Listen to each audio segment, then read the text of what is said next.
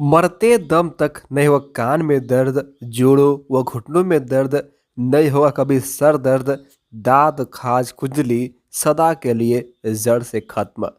दोस्तों, आप सभी लोगों का स्वागत है हमारे चैनल में। हमारे देश भारत की जलवायु ऐसी है जहाँ पर तरह तरह के पेड़, तरह तरह के वनस्पति पाए जाते हैं, जो कि मनुष्य जाति के लिए किसी वरदान से कम नहीं होते हैं। और पहले के समय में इस वनस्पतियों का प्रयोग करके ना तमाम गंभीर से गंभीर बीमारियों का इलाज घर पर ही रह करके किया जाता था। लेकिन अभी के समय में ना हम सभी लोग इस वनस्पतियों को ना भूलते चले जा रहे हैं। जी हाँ दोस्तों, आज के इस वीडियो में ना मैं आपको एक ऐसे वनस्पति के बारे में बताने वाला हूँ जो कि दोस्तों हमारे देश भारत में ना हर जगह पर पाया जाता है।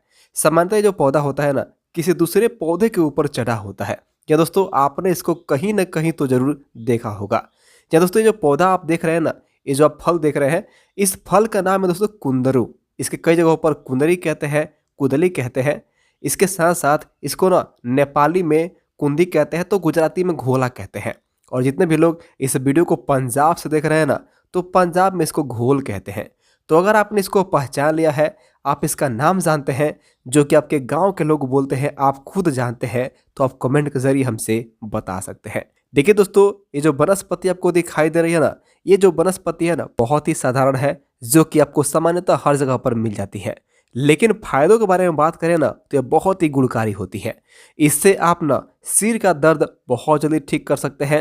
अगर आपके घर में किसी के घुटनों में दर्द होता है, तो घुटनों के दर्द हो, गठिया की समस्या हो, संधिवात हो, आप उसकी मतलब ठीक कर सकते हैं। यहाँ तक कि आप इसका इस्तेमाल करके ना कान के दर्द को ठीक कर सकते हैं।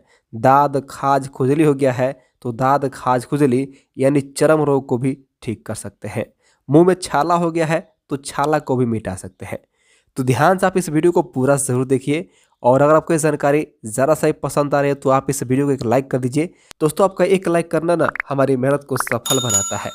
तो दोस्तों, ये जो पौधा होता है ना, इसके जड़, फल, फूल, तना का इस्तेमाल औषधियों में सबसे ज़्यादा होता है। तो अगर आप इसका ना देखेंगे, तो आपके आसपास ना मार्केट में इसकी सब्जी आसानी से मिल जाती है। इसको कुंदरू कहते हैं, कुंदरू के नाम से प्रसिद्ध है। और ये देखिए, ये जो फल पके हुए हैं ना, तो पकने के बाद बिल्कुल लाल हो जाते हैं। और पकने से पहले ना ये कुछ इस तरह से हरे हरे से होते हैं। तो अगर आपके मुंह में ना छाले हो गए हैं, तो ये जो कुंदरू के हरे हरे जो फल आपको दिखाई दे रहा है ना, इसको लेकर के मुंह में अंदर चूसते हैं ना, तो मुंह के छाले ठीक होते हैं। अगर मुंह से बदबू आती है, तो मुंह के बदबू को भी मिटा देता है। तो हरे हो या फिर पके हुए हो, सभी का प्रयोग होता है। इसकी सब्जी बना करके लोग बहुत खाते हैं। इसके साथ साथ कई जगहों पर ना इसके जो फूल आप यहाँ पर देख रहे हैं ना, इस फूल की साग भी बना करके खाई जाती है। तो किस बीमारी में किस तरह से इसका प्रयोग करना है, चलिए मैं आपसे बताता हूँ। सबसे पहले आपको जहाँ पर भी ये पौधा दिखाई दे, तो आप इसको ना, जैसे मैंने तोड़ करके यहाँ पर रखा हुआ है ना, वैसे ही आप इसको तोड़ करके ले करके आए। यानी कि इसके पत्ते लगे होने चाहिए, और हो सके तो इसके फल भी लगे होने चाहिए। सबसे पहले क्या करें, आप इसके पत्तों को ना कुछ इस तरह से तोड़ें, जैसे कि यहाँ पर मैं आपको तोड़ करके दिखा रहा हूँ। देखिए दोस्तों, औषधियों में ना जो पेड़ पौधे होते हैं ना, इसके जड़ का भी प्रयोग होता है, इसके तना का भी प्रयोग होता है, इसके साथ साथ ना इसके फल का भी प्रयोग होता है। तो इसके जड़ का जो प्रयोग होता है ना, वह प्रयोग है जोड़ों में दर्द हो, घुटनों में दर्द हो, या फिर सिर का दर्द हो। तो सबसे पहले हम बात करते हैं इसके पत्तियों का प्रयोग किस किस बीमारी में होता है।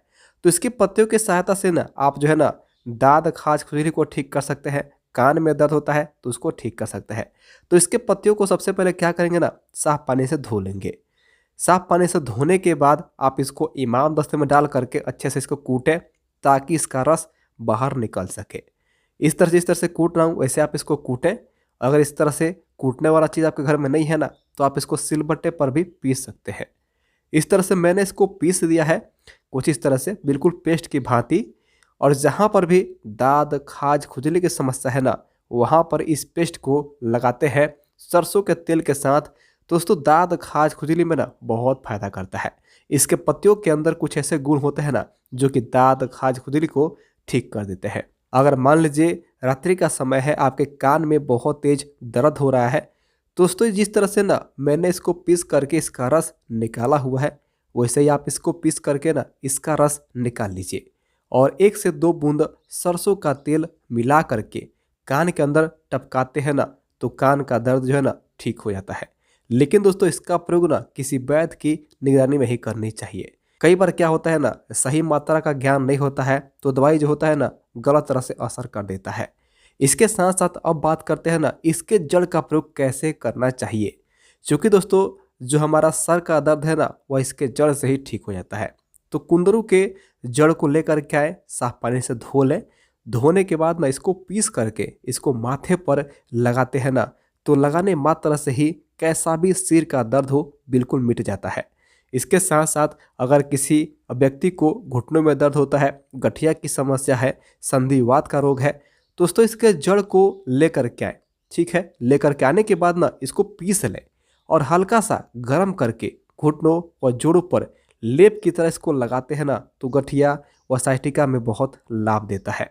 आप इसको ना पीसें और पीसने के बाद घुटनों के ऊपर, जोड़ों के ऊपर इसको रखें और रखने के बाद इसको कपड़े की सहायता से बांध दें। लेकिन याद रखें आपको इसको गर्म करके ही, हल्का सा गर्म होना तभी आपको इसको रख करके बांधनी है। इस तरह से करते हैं ना लगातार कुछ दिनों तक तो आपके घुटनों का दर्द है, ज्वाइंट पेन है, बिल्कुल ठीक हो जाता है।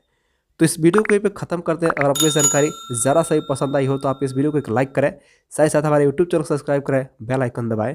नमस्कार दोस्तों।